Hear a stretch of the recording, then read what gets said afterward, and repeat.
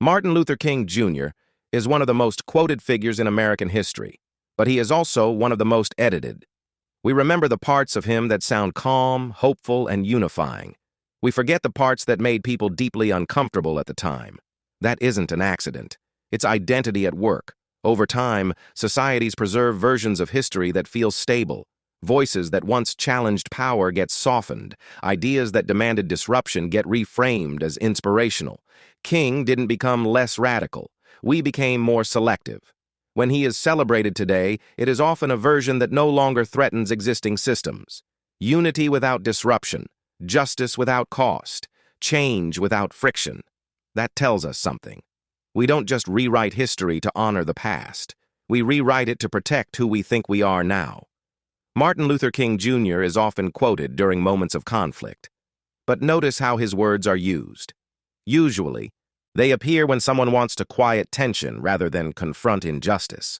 Quoting him can become a kind of identity shield.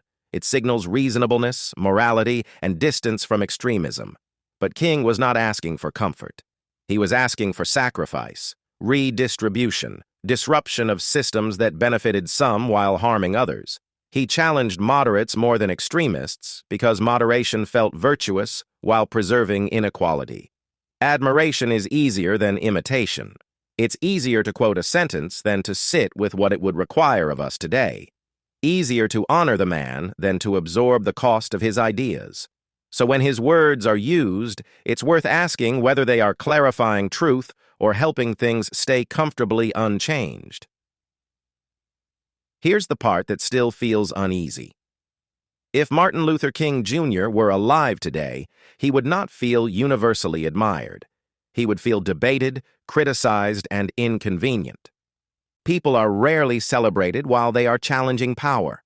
They are celebrated once they can no longer disrupt it. That's how memory works. We canonize figures after their threat has passed. We honor them once their demands no longer ask anything of us.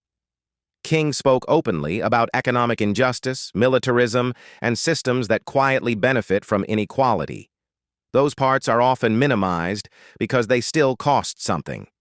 The distance between the version of King we praise and the version who lived is the distance between identity and growth. Sit with that. Not to judge the past, but to notice where we might be doing the same thing now.